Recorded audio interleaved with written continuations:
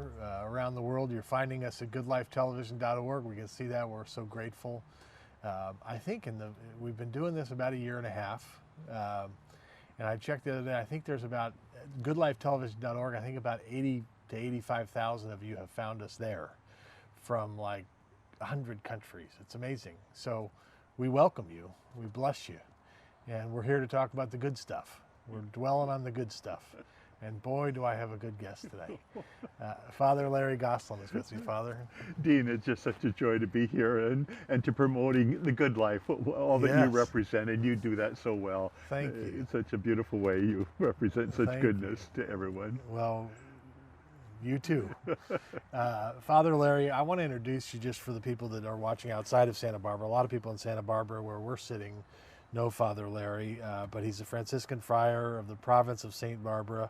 He's a native of Washington State, but he's a friar of the world. He's currently serving in parochial ministry here at Old Mission Santa Barbara, which is pretty close to where we're sitting.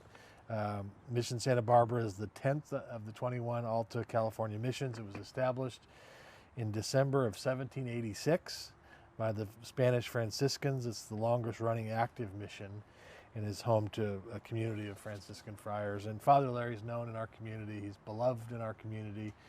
And so it's so great to have him. I wanted to start with just being a Franciscan friar. Now, I was reading about this, and my understanding is that this is a Franciscan tradition began over 800 years ago by St. Francis of Assisi. Is that right? Correct, yes.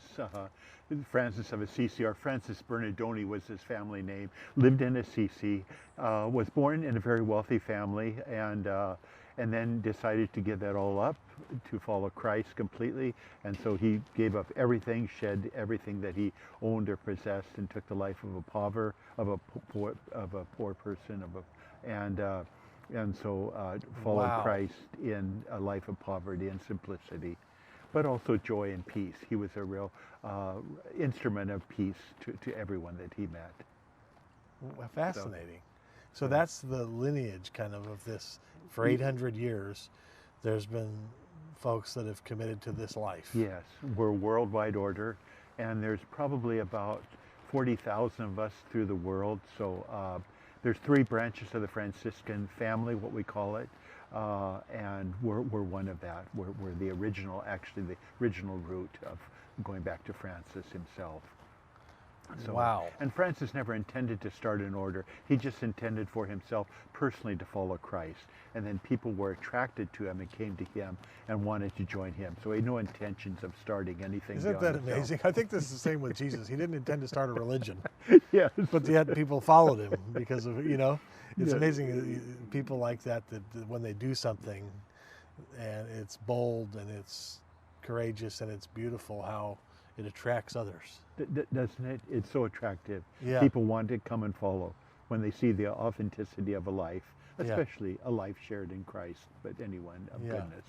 Yeah. When did you decide to do this? I was a little bit later in life. I was 24 when I actually entered. So I had served in the U.S. military prior to that, and then wanted to do something different with my life. So I did feel a call. I think sometimes we discern a call in our life that God was calling me to this. Yeah. And that this is something that, not just that I wanted, but that God was calling me, and I was receptive to following that. So at 24 I entered, and so that was kind of the beginning of it. And wow. And that's been it's been 46 years actually. 46 years now. Okay. I love reading about you and reading this, but I'll just read a little bit of this.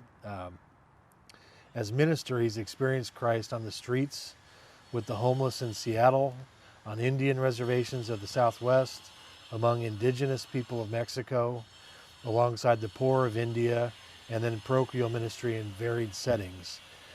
In all places, he's come to know home among the people of God.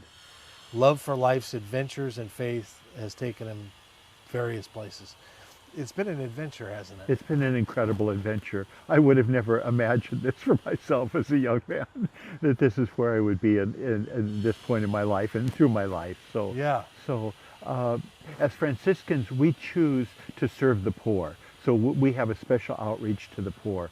And so that was, you know, an opportunity that I had to really live in places where there's you know, a lower economic living standard, you know. Yes. So, but that's where we find our joy. And that's where we find, you know, what is us to be called as Franciscans. Yeah. So, I had a mentor one time tell me, if you follow Christ long enough, he'll lead you to the poor. that's beautiful, Dean. Isn't it true? Isn't it true? I think that's where we find the real face of Christ, Yeah. you know, in poverty. And not just material poverty, but any kind of Right. poverty that's associated with us. You know, it can be Yes. a very much spiritual poverty as well. Yes, and there can be But- a lot of spiritual poverty in places where there's not material poverty. Yes, yes. I mean, I think. And I think that poverty is a reliance on God. When we know we have just God to trust. And there's a blessedness in that, as the Beatitudes express to us. Yes. You know, so. Isn't that beautiful? You know, this program's called Good Life. You know, the goal here is to dwell on the good. There's so much happening. There's so much. Life on earth is not a picnic, Yes. you know, especially these days. It's been Yes. difficult, and a lot of people, there's a lot of struggles, and we don't ignore those. But, you know, the Bible talks about what you dwell on, whatever is noble, whatever is pure, whatever is excellent, whatever is, you know, beautiful. Dwell on these things. That's one of my favorite scriptures. Yes. And so I think we have a choice. And when I was reading about your work and who you are, there seems to be a simplicity and a joy that you've tasted and experienced, and that you certainly give to other people through who you are. But talk about that. Talk about your walk of faith and joy. First of all, I think it begins with the people of God are holy and the people of God are good. And we know that from God, that God created everything out of goodness. Yes. And so to enter into that fully, or as much as we can, at some point we're going to experience God. And when we experience God, we're going to experience joy. I'm blessed. I realize I'm very, very blessed. I'm grateful that I've been able to experience the joy that you're talking about in many ways, and I hope and pray that I can extend that to others. You know, Yeah. I do think joy is a gift from God, and it's something that God, I think, imbues within us, so that God's manifestations can be brought into the world. Yes. So if I do that, I'm grateful. That's But beautiful. thank you for saying that. Yeah, and it feels like in the world oftentimes people are chasing happiness or chasing feelings, when what we're talking about here is the fruit of connection to God bringing a deep joy. It seems, and I'd love to hear your thoughts on this, because it seems to me that deep-rooted joy of being connected to God is different than fleeting happiness. Does that make sense? Yes. I think when we think about happiness, we often identify it with materialism in some ways. Something's going to make you happy, whatever, a person, a thing, or some claiming something. But when we talk about joy, it's not an accumulation. It's and especially in our Christian, but especially our Franciscan, it's a letting go. It's a renunciation in a sense of that, so that God can be all. And not these material things. It's not a material happiness, but it's an interior joy that's embedded in the person. That's a pure gift, and it comes as a gift. Yeah. It's nothing you've earned, nothing. It's just given to you by Right. God because of your receptivity of spirit and heart. When you're open, when you don't have things to distract from that, then you're given the gift of joy. Yeah, that's so good. Does it start with surrender? I mean, would you say a person who doesn't know God, who's watching this, who's really struggling, how would you talk to that person about starting a relationship with God? Is surrender kind of the starting point, or how do you, when you're talking to someone new who's struggling, who says, "I don't know God," what do you say? You know, I think surrender would be a later point. I don't think you can talk to someone initially about surrendering to God if they don't know God at that point. But maybe reliance on God, or something beyond themselves, asking them to look beyond themselves. But I mean, from my standpoint, I think surrender comes at a later point of conversion, where you can say, I do surrender my life to God. I give myself to God completely, fully. God, use me as you will. I think that's a later step of conversion. I think initially you have to know goodness. You have to know peace, and you have to know that, first of all, that you are loved. I think that's a constant struggle in all of our lives, to know that we are loved by God, and to know that is an incredible gift, and to know it and to believe it, that I'm loved by God. Hey, do you know Brennan Manning? Have you heard that name? Yes, I do. Irish, isn't he? Irish? Yes, Irish poet, isn't he? He was a speaker. He was a writer. He wrote a book called The Ragamuffin Gospel. Yes, I do know that. One of my favorites. Is it really? I love Brennan Manning. And Brennan Manning, and he would talk about being the beloved. Yes. Life is the beloved. We're loved as we are, not as we should be. That was his kind of signature phrase. You're loved right as you are, not as you should be. And that's such a great point, that having that experience of the beloved, I'm God's beloved, He loves me, is a life-changing experience, isn't it? It's a life-changing experience. Yes. It changes everything. Yes. Yeah. And that is the reality that we are born into in Christ. That's the reality. That's the foundational point of our adoption into Christ. But we do lose sight of that. We can lose sight so easy of that. But we have to always call ourselves back to that. Yeah. And again, it comes as grace, and grace is unearned, and it's just given to us freely. Yes. So, grace is a wonderful thing. Yes, grace is grace is a good thing. Thank God for grace. Isn't it? Isn't it? Yeah. Grace and mercy. Yes. I've had a couple experiences in my life where I had an encounter with the mercy of God. It was one time, it was a dark time, and I was just at my wit's end. And I had this experience. I was in a cabin by myself on the floor, face down. And I had an encounter with the mercy of God. It's hard to explain. You're gonna think I'm crazy, but they already do. But it was a true. I just call it an encounter with mercy, because that's what it was. I felt this presence and this peace and forgiveness. And they say that somebody defined mercy as not getting what you deserve. Grace is getting what you don't deserve. Mercy is not getting what you do deserve. But I had that experience, and I realized, when you encounter mercy, the mercy of God, that's also like a life-changing moment. Yes. Yes. Yes. And to bring that to others, first of all, to feel that within ourselves, but then to be able to bring that to others. Is a great gift of joy again, Yeah. And it's so beautiful. It's so beautiful. Thank you, Dean, for sharing that about mercy. That's so beautiful. Your experience. Well, and I love seeing you in the community. We'll see you at social events. I said before we came on, last time I saw you were on the dance floor together.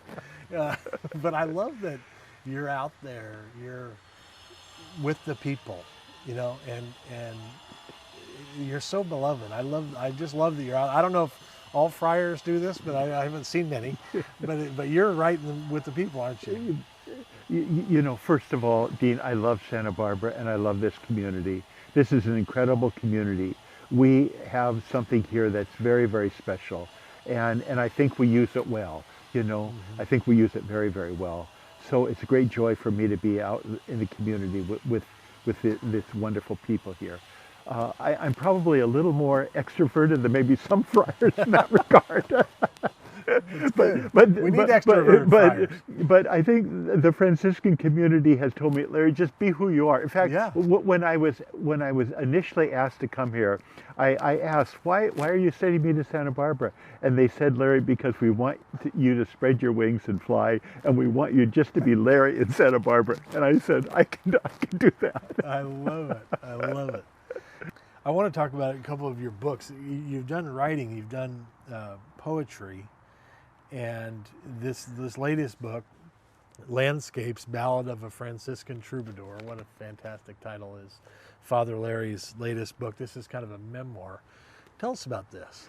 Yeah, I did that during the pandemic. You know, we kind of didn't have much to do, so Right. this is kind of my pandemic project. Yeah. And a couple of people encouraged me, you should write something about you. So I sat down and I started writing, and I really got inspired. So, but I didn't want to write about myself, but instead I wanted to write about places that I have been in my life, and how places, landscapes have touched me with the presence of God in different expressions. So I picked 20 places. First of all, growing up, I'm from Washington State, growing up as in a little community, a little farming community under Mount Rainier, and how that land and the people kind of influenced me, and then going on to different places that I've been, that I've lived in New Mexico. I worked with the indigenous people, the Apache Indian people in New Mexico, and in Mexico, and different places where I've really experienced the goodness of God. I have a chapter there. I have 20 chapters, so I have a chapter there on France. And talking about mercy, I had an experience, I think, like you were describing about mercy in France. And I was just in the middle of a field in the southern part of France.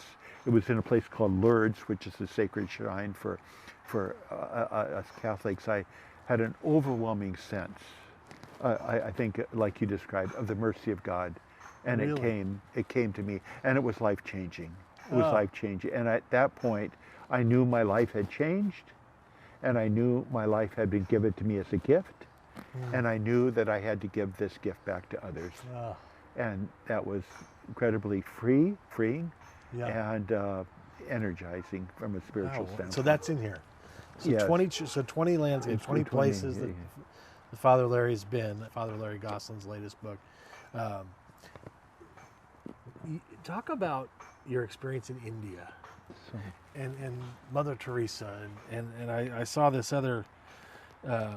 This is another book, I've Been Waiting for You, and it's a personal and spiritual journey with Saint Teresa of Calcutta.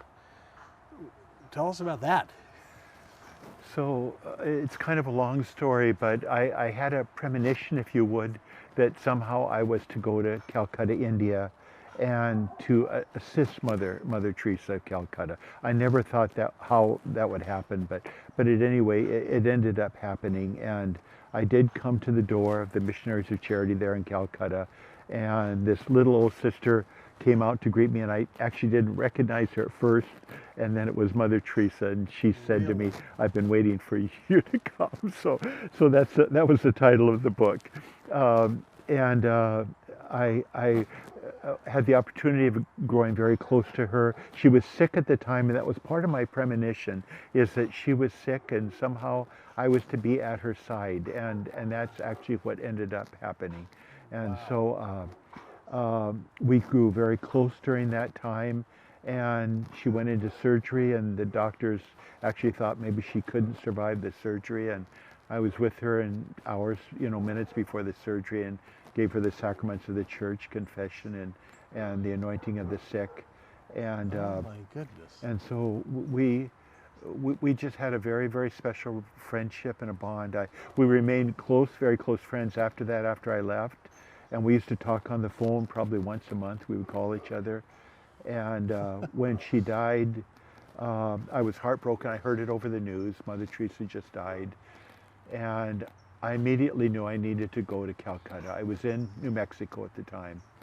So I asked permission if I could get a flight to Calcutta. And my provincial said, "Yes, Larry, you go and you tell them that we're sending you there." And so I went there with some kind of idea that I just had to be there with her, and to make a long story short, they asked me to do the final blessing on her body before we put it in the ground there. So I did the my final. goodness. So I feel a real closeness with her. I don't know. It's something. It's something very, very special. Actually, when I wrote this book, I made a vow to God when I left Calcutta, because there was a lot of love between myself and Mother. I think we felt very, very close. And I told myself I would never write or anything about this because it was too sacred and it was too private. That this was meant to be just kept under taps. Prior to her canonization, I was driving back from Phoenix, Arizona, and I felt she spoke to me and she said, well, however, interiorly, that you are to write about your. Really? And I thought, no, I wouldn't. And she said, no. And I wrote this book in 40 days, and it ended up in the hands of Pope Francis 80 days after I first started seeing it. We got it published in 40 days. I wrote it in 40 days. And in 40 days after that, it was published, and the first copy ended up in the hands of Pope Francis in Rome.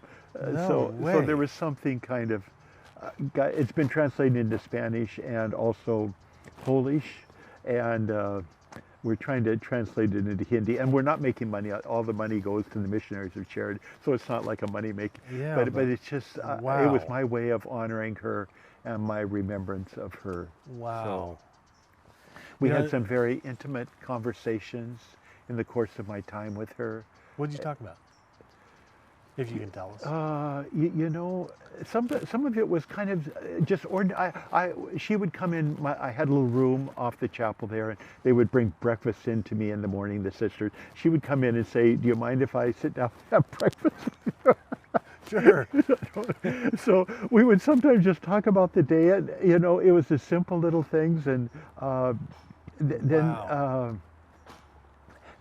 once she asked me a question, she had something she had written about how we are to thirst for Christ, because that's very much in the inspiration of Mother Teresa, our thirst for Christ.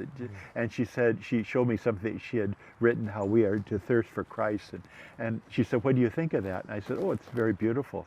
And she said, "So I want you to preach on that for an hour tomorrow to the whole community." Really?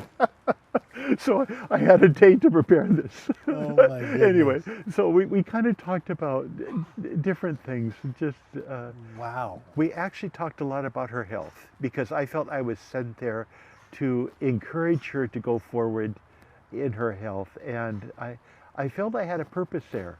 Mm-hmm. And one day, the President of Ireland, Mrs. Robinson, came to visit, and she wanted to meet with Mother Teresa. And the big thing at that time was she was promoting abortions in Ireland. And of course, she came there, and of course, Mother stood very strongly against that. Yeah. And so I was going out that morning, and Mother said, "Where are you going?" And I said, "Well, I'm going to go anoint this lady who was sick." And she said, No, I want you right here when you meet Mrs. Robinson. And I want you to tell her we don't want any abortions in Ireland." Really? So they came up, the BBC was filming this. It was a big publicity thing. And You said it? and so Mrs. Robinson came and she saw Mother there, and I was standing next to her. And she kind of looked at me, and then Mother said, "And this is Father Larry." And she kind of glanced at me and looked back. She said, "Now, Father Larry, you tell her." You tell her what I told you. No way. And so anyway, and then we took Mrs. Robinson and we prayed in the chapel for the people of Ireland. And we were going to pray for them. We're going to pray for Ireland. So anyway, those are some of the stories It's amazing. that I Mother recounted. Teresa, speaking of a life, I mean, she was a little woman, wasn't she? She was a very little woman. And she was a powerhouse. I mean, She was. I remember she came to the National Prayer Breakfast one time. Did she? And she spoke, and she had world leaders quaking in their boots. Bill Clinton is over there, and all these, and this little 4'8" or whatever, I don't know how, she took the room, and you could tell who had the power. And it wasn't the politicians. Yes. I mean, in a life sold out to God, emptied of self, it's amazing what can happen. I mean, what happened in this little, we're still talking about Mother Teresa here, and Yes. she's been gone 23 years or Yeah, whatever. we're still talking about We're her. still talking about her. And when we talk about goodness, people will say, well, it's like Mother Teresa. I mean, it's like there's a consciousness there about the witness of her life is still very much in our remembrance. Oh, I wanted to say too, I think I saw her at very vulnerable times in her life, and I was at her side when she was very sick in the hospital, and actually my premonition of her was that she was going to be fine, and the doctors in Calcutta said, you probably won't last this surgery. And I think I came to her side and I told her no. She told me, she said, you have to tell Jesus that I can't die. And I said, Mother, you're not going to die. You're going to be fine. And really? I think there was a reassurance. Anyway, that's You good. anointed Mother Teresa. Yes. Now that's something not a lot of people can say. Yes, I know. Oh I know. my It goodness. was such a gift. What a spectacular experience. Man, get the book. I'm going to read this today. Okay. Last thing, we only have a minute left. You know, one of my favorite hashtags, I guess you should say, is God is good. Yes. And all the time. And, you know, we've been through some trials, and we had a daughter with a lot of problems, and a special needs daughter, and we've been through. And one of the things that's kept coming back in my life is the simplicity of the truth that God is good. Yeah. When life's not good, circumstances aren't good, whatever the situation may be, God is good. God hasn't changed. Yeah. What's been your experience with the goodness of God? First of all, I would have to say, I think sometimes we equate God is good with, or life is good with life is easy. Life is not easy. Life is not easy. No. And so the goodness of God comes through, sometimes precisely through the difficulties of life, where we come to those places of total reliance on God that we maybe have. That's what we have to rely on. So the goodness of God. At this point in my life, and I'm 73 years old, I am overwhelmed in the goodness of God. And it's like it's always there. I don't know how I got to this point, but it's there, and I'm just so grateful for it. It's like an undercurrent of my very life, and I'm not saying that about myself, but I think anyone who ascribes to follow Christ will come to that point.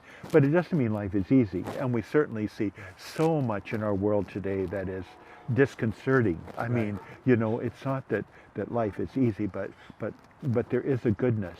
Yes. And I think we have to focus in on that, have that as our foundational principle in our life, that there is goodness here. Yes. And that goodness will overcome any difficulties in the Yes. end. And so we have to be strong. We have to be very, very strong, and we have to be courageous in our beliefs. We can't be intimidated. Oh, We can't be I love it. intimidated by the Yes. things of this world. I love it. Preach. The goodness of God. So you can be stripped in the suffering of the difficulty, can kind of strip you, and you can actually encounter the goodness of God in a deeper way than you would have if you hadn't suffered. I think so.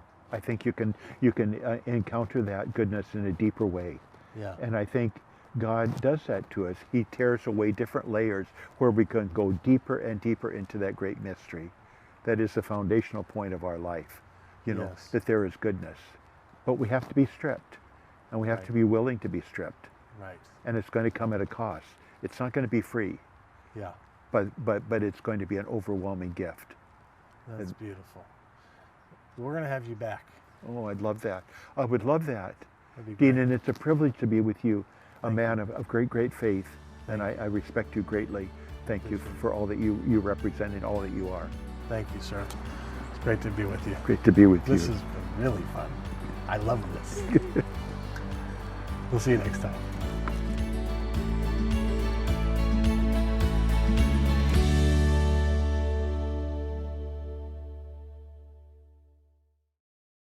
Welcome to Good Life. I'm Dean Wilson.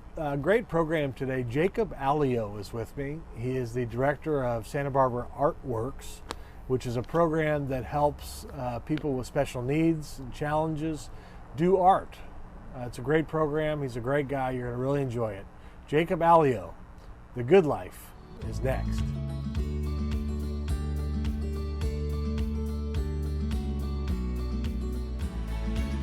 Welcome to Good Life. I'm Dean Wilson. So glad you joined us today. You can always find us at goodlifetelevision.org. We're also on all the social media platforms, on goodlifetelevision.org. You can always watch the full interviews, and you can see some great moments from those interviews. We call them power clips. We'd love to have you visit us there. I'm really excited about my guest today, Jacob Allio, who's the director of Santa Barbara Artworks, which is a part of United Cerebral Palsy. He is the director of Santa Barbara Artworks, which is kind of the art specific part of that organization here in Santa Barbara, and that part has been going for about 7 years or so. So Jacob, welcome. Thank you. Good to be here with you, Dean. Thanks for having me. Yeah, and Jacob, by the way, just by way of introduction, has a BA in illustration and fine art from the Academy of Art University in San Francisco. So let me just start with you, kind of, before we get into kind of the work you're doing in the organization. But you love art. Okay. Tell us kind of how your love affair with art began. Well, it's kind of something, you start doing as a kid. I just started drawing when I was a little kid, and just kind of did it over the years. And just sort of something creatively you're doing. And then, it's kind of funny the way I got specifically into art. I was sort of just not really sure what else to do. And it was something I did as a hobby. So it seemed like something that would be, a fun major to take in college. So yeah, I went to Academy of Art University in San Francisco, and I studied illustration. But to be honest, I just couldn't keep up with the illustrators. They were just experts at what they were doing. And so I kind of switched to fine art. I just found that it was too intense to be an illustrator, and it's kind of a small field these days anyway. So I switched over to fine art, and wanted to create and, sell my work, but wasn't always as practical. So started working at this organization through really, I just found it on Craigslist, and it was just something that seemed to fit for me. Yeah. Yeah. I want to talk about your younger brother. We have something in common, you and I. We have a daughter with cerebral palsy. She actually she had a stroke in the womb, but they would classify her as cerebral palsy, and she's 18 now. It's been an amazing, life-changing experience for us. Right. But tell me about your road with your brother, your relationship with your brother, and how that has kind of impacted you to want to do the kind of work you're doing now.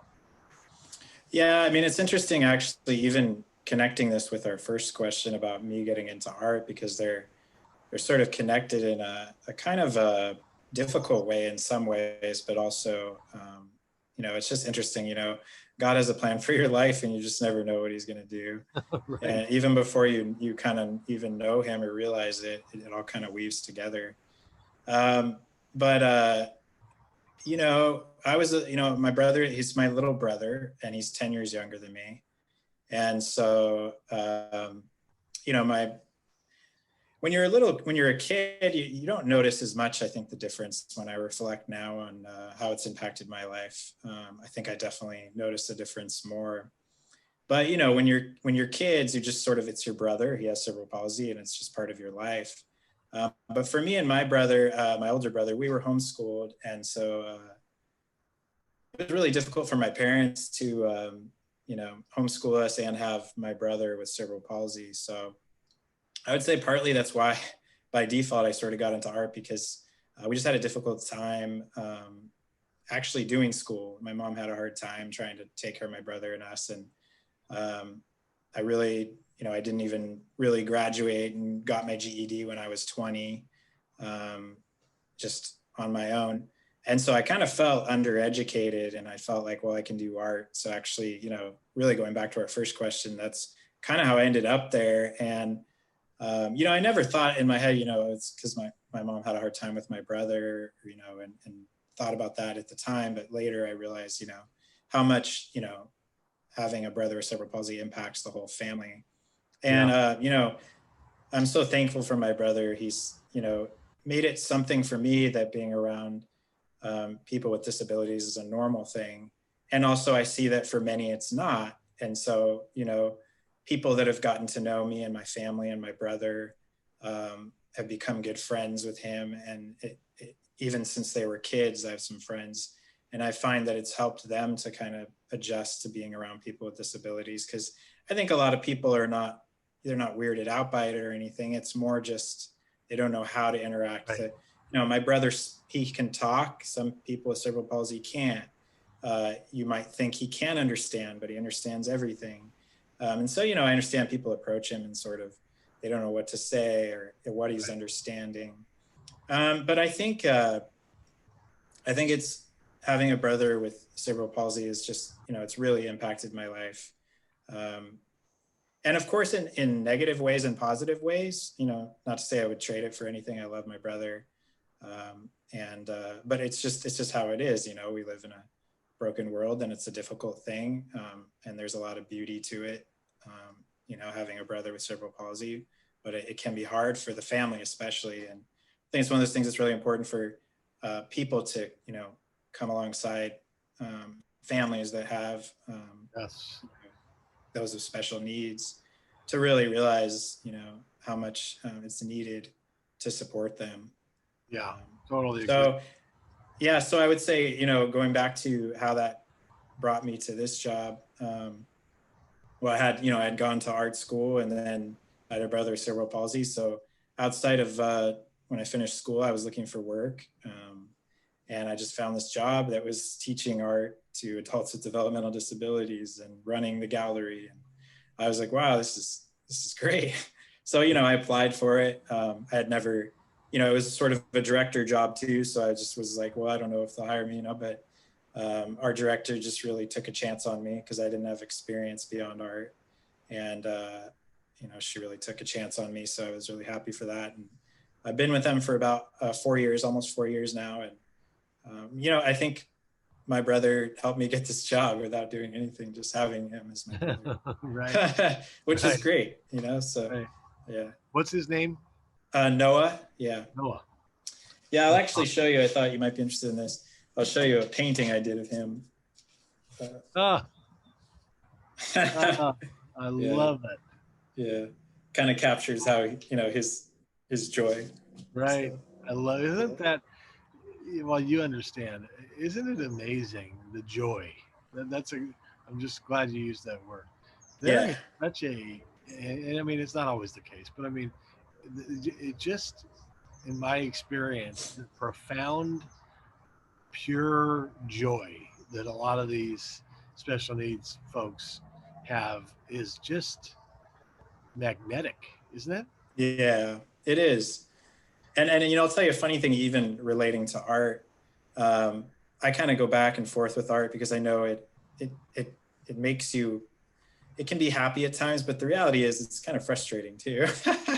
Just like anything else. I mean, yeah, it's fun. You can create, you share your creativity. God gave us the gift of creativity, and we share it with others. But at the same time, it's a challenge because you're always kind of like, oh, it's not good enough. I want to work on this. Oh, isn't that, but a lot of the people I work with, they draw something and they love it, and they don't have as much of that critique about it, Right. And that's part of the joy. They're like, yeah, it's great. And so I'm always Right. like, yeah, it's great. We love it, and Right. I'm glad you like it. And so it's great. And, and so I like it. And so part of it, it's like, even that I can tell that, there's a difference in working with artists, that have special needs. Not to say they're all this way, but the majority of them, they just really are kind of happy with any art they create. Yeah. They're not critiquing, comparing to the other person and saying, well, this is better. And, Right. there's some constructive ways to do that, but still, I just enjoy that aspect of it. Right. With them. That's a great point. There's a lot less comparison going on in that. Yeah. And they're not losing any sleep thinking about what you think about them. No. That's kind of what I've That's noticed. true. That's very true. Yeah, it's wonderful. We can learn a lot from these. I'm sure you have. Yeah. I have. I mean, it's amazing the perspective change. Yeah. I had a mentor one time he had this famous quote. He always said it. He said, "If I could give you a gift, it would be perspective." Mm-hmm. Just because perspective can change everything. I mean, just a little tweak, you know. Mm-hmm. And for special needs people, um, it just changes. I mean, they just have a different perspective. I mean, my daughter, It's true. people, she's not mad about yesterday. She's not worried about tomorrow. She's always happy to see you. Every day's the best day she's ever lived. It's, Huh. you know, that's a different perspective. I don't do that in the morning. You know, Yeah. I have coffee, but she, you know, it's just different. And I just think there's so much we could take from them. Yeah. So tell us about with the actual work Santa Barbara Artworks does. Talk about the studio. I Mm-hmm. was on your website this morning. I was reading about it, but tell people who may not know what it is you guys do. Yeah. So essentially, what we do is we have so UCP Work Inc. has about 60 or so participants in the day program. So we have a day program, and what a day program does is it allows for adults with developmental disabilities to come to our program, and they have a lot of choices of things they can do in the community. They can do cooking classes, art classes. They can just go out in the community and do stuff, and they have job coaches that help them do whatever they're going to do. So they're assigned to them to help them throughout the day. And so that may be just going and getting coffee, or it might be coming to the art studio. So the art studio specifically is set up, it's an art studio gallery, and it's set up for them to come, and we have 3 teachers teaching different days throughout the week. I teach a few days, and we teach. So we'll teach a little class, and there's like open studio time. So every day they're learning, and they have open time to create. We have art supplies for them to use. Everything they create essentially stays there unless they have an interest in keeping it, but it stays there, and we actually, frame it and hang it and put it in the gallery. And we actually help them sell it, and we have shows. And so they get a percentage of the profit, and then the rest goes back to the program. It's kind of helping them be, artists in the community, and helping them to be more, integrated into the community through some of these shows. And they just have a good time creating, and they learn a lot. All of our teachers are, have degrees in art, and they teach, professional classes. And like I said, we have fun. It's not, real focused on how good, we just really want them to have fun, interact, and have a good time. So that's what we do. Yeah, essentially during normal times, of course. I want to get to COVID in a second, but Yeah. can people buy the art of these special needs folks? And Yeah. how So can they do that? So all the art is for sale, both in the gallery. Normally they could come in there and purchase it. Right now we're closed, but everything's online now. So they can purchase any of the art that the artists have created. They can purchase online at sbartworks.org. And we even have like prints available. They can get the originals, which they can pick up at the studio, or they can get prints on all kinds of things. It's all available on the website right now. sbartworks.org. Is that right? Yeah, sbartworks.org. Yeah. So how have you got, I was reading about your COVID response and kind of how you've adjusted. I was reading about adventures in quarantine. Tell us about adventures in quarantine. Yeah, that was our first show we did virtually. We were trying to adjust to this new situation. So I just kind of came up with the title, I guess the idea for me was that, people were bored at home, and especially, our participants in the program, they're really stuck at home right now. So, I was just thinking, through art, you can draw things, from all over the world, or whatever kind of things you'd like to be doing. And we can put them up on the website, and sort of people can go on an adventure while they're still at home. So that was the idea there, sort of. That's great. Yeah. Love it. I mean, you've been there almost 4 years, and so you've seen, I'm sure, a lot so far. How does art impact the lives of special needs people? Mm-hmm. I think it's I think it's a really good creative outlet for them because it's something that there's a lot of things that they're just not able to do, and that's different for each one. They're all different. We have some that are have cerebral palsy and they're in a wheelchair and they need care for everything. We have some that actually are mostly on their own and just have minimum care. So there's a big variety, but I think the art is something that we try to make available for all of them to be able to do, no matter how severe the disability physically or even mentally is. So we'll adjust it to them so they can do it. Maybe some of them have never done it. We'll create brushes that they can hold and just find ways for them to create. So, I think it really helps them to have something to do throughout the day and have fun together and, just have a creative time and a community time because they're all together, and that's really good, and I really think that's what, I like to look at art. It's a fun thing, and it's a thing that can be done together, and it's fun when everybody's creative, in different ways. You learn to do art, but everybody's creative. And so it's fun to let them, be creative together.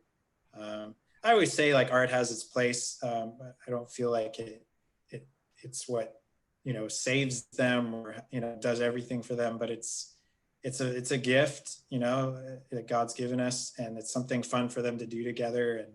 And I'll tell you one story actually specifically about one of our artists. It's really interesting. He's in his 70s, and he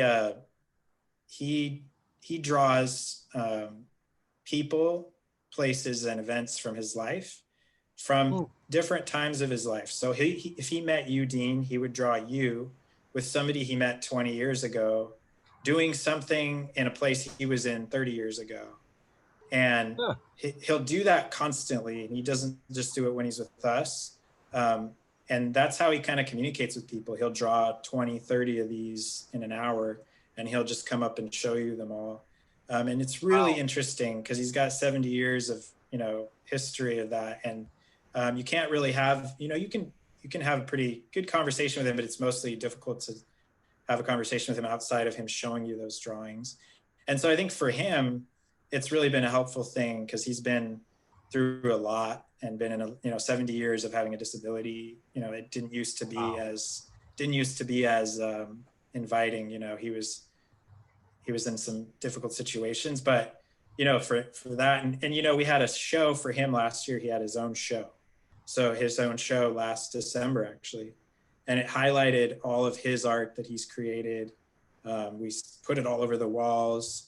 And it's not as much about the way some of it might look, but it's the way he communicates with it.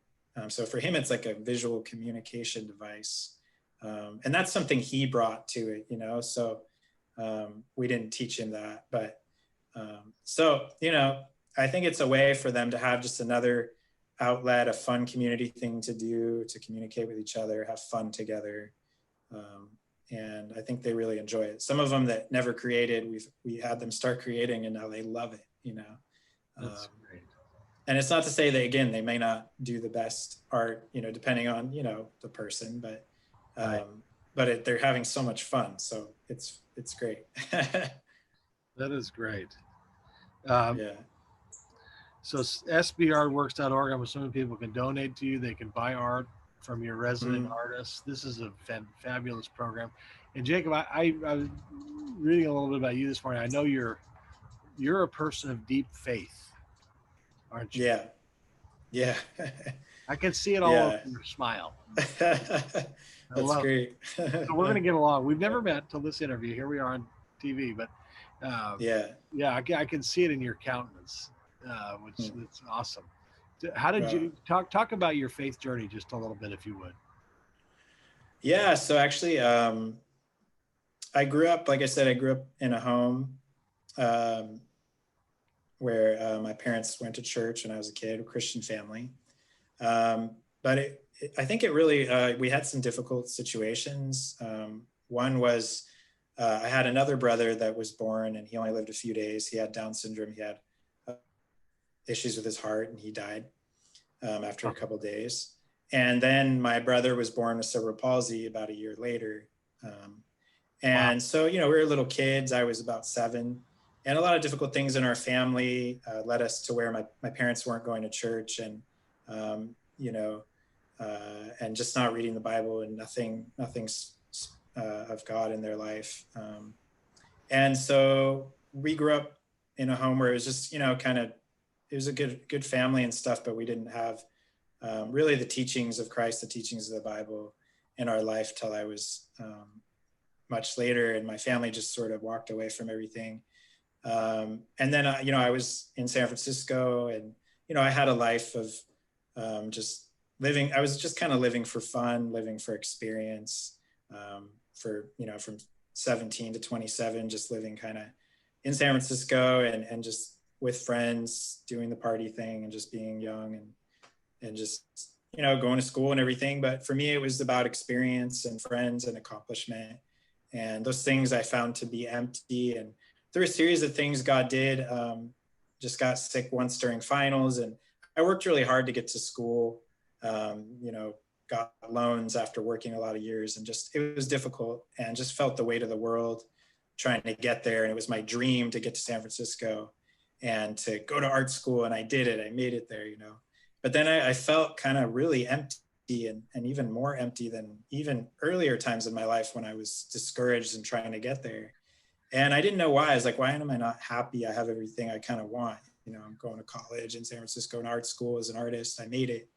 But I didn't, and I just started to see the world different. Whereas before, the world seemed, just everything I saw seemed to kind of just go along with what I kind of wanted. And it just felt like I had my place and that was my purpose, do art, you know, party, just live in the world. And then all of a sudden I felt like I was sort of observing it and it wasn't feeling right anymore. And I didn't even feel comfortable just in the lifestyle I was living.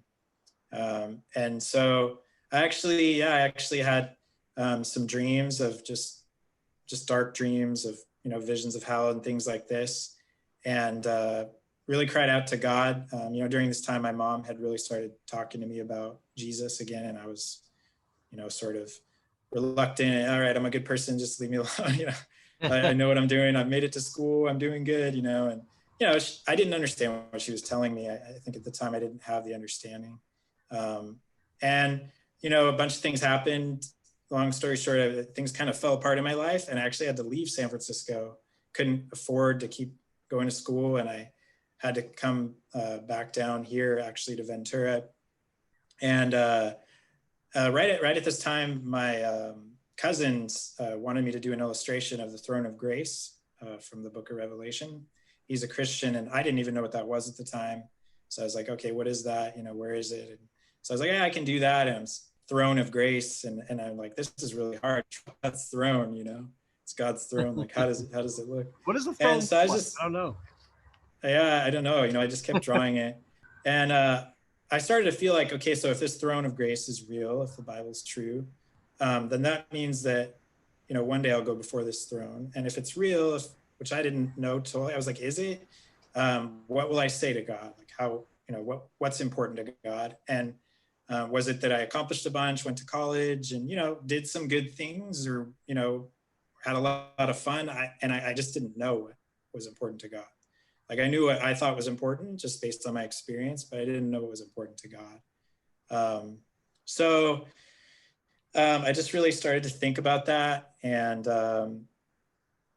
just really consider, you know, what is important to God. So my mom had put an audio book on because I was staying at her house at the time, and it was this audio book she put on. It was a Christian audio book, and he was mainly speaking to Christians about living your life for Jesus, but I didn't really understand a lot of that yet because didn't even know what that meant.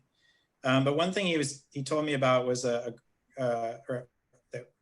was on the audiobook was about a girl who she came to Jesus and then she died at 14. And before she died, she shared bunch of Bibles with her friends, but they kind of rejected her because they just weren't into that. And at the funeral, I think it was her pastor, someone shared the message of Jesus, the gospel, and all her friends came forward and got the Bibles and decided to follow Jesus. And so he just pointed out that that was a life well lived. And I was like, that was a life well lived. She was 14. And it really impacted me, that story. And I had a lot of friends that didn't know Jesus. And at that moment I realized, like, wow, I kind of feel like this is true. And if it is, I could be the one to tell them this. And, so God really worked in me. And I just started to consider more and more about that throne of grace and what it meant. And eventually just was really in a difficult place, kind of wrestling with myself and just, what is it all about? And I went to this Christian conference, which I had never been to, really even been to church as an adult, but I went with my mom and my little brother. And actually, God used my little brother too in that situation, because we went and he had been, he'd come to know Jesus. He was about 14, and this is when he was about 17.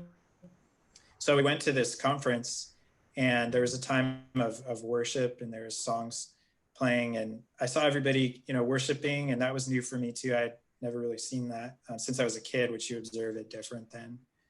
And my brother, who's in a wheelchair, who a lot of people can't understand when he speaks, he was just worshiping God and just singing out as loud as he could, and out of tune and just doing his thing. He didn't care. Right. And I was like, whoa, I'd never seen my brother do that. And I was like, really, it just impacted me. And so I just asked God, and I just really felt like God was speaking to me, showing me that my life kind of fell apart, trying to go to school and finish, ending up back at my parents'. And I felt like I realized God did that he actually worked in my life to show me what was really important, which was knowing Jesus, which was, what he's done on the cross, dying for our sins and his resurrection. And so really, from that moment, I really felt different and felt like I completely saw the world different and just wanted to live for him. And that was about 12 years ago. And really I've just lived for him since. And that was 12 years ago? Yeah, that was about 12 years ago. Yeah. Wow. So yeah, God changed my life completely. Yeah, I was going to say, your life probably is a lot better. Yeah, it's a lot better. Yeah. Just really in the sense of, the joy, there's still, and, all the same struggles as far as outward life that can come. And, right. There's still like many challenges, and sometimes it seems harder in that sense, but when you have peace with God, you see it all different. So no matter what struggles come, I know that he's going to give me peace. I've been through some really difficult things since then in my life, but, he gives me strength each day. I read the Bible, and he just really, that's where I find my strength. Isn't it? Do you have the painting Throne of Grace? Did you paint it? I drew it many times. I somewhere, but I actually was so just like, it was just so much to try to get it right that I drew it so many times, and then I just was like, I can't do this justice, Yeah, and it was such a it was such a different time in my life. Have you ever heard of the preacher Ravi Zacharias? Yeah, I've listened to him a lot. Yeah. Okay, well he just passed away, Yeah, I watched his somebody, as you were talking about the Throne of Grace, somebody asked him, because Ravi Zacharias is kind of a big deal, and so people wanted to hear what he has to say. And they said, Ravi, when you get to the throne, in heaven, what are going to be your first words to God? And he said, you know what? When I get to the throne in heaven, I'm going to be a lot more interested in his first words to me. Yeah. Which I thought that's good. That's probably a good way of thinking. Well, this is great, man. That's true too. Well, I'm happy to meet you. Great work. I'm excited to hear about what you're doing, and hopefully people who are watching this who are in Santa Barbara can know about you. And sbartworks.org is the website. If you want to go check it out, you can buy art from these great resident artists, and so it's great to meet you. You too, Dean. I really appreciate the time. Yeah. All right, thanks for coming on, Jacob Allio, director of Santa Barbara Art Works. Appreciate you coming on the program, and we'll see you next time.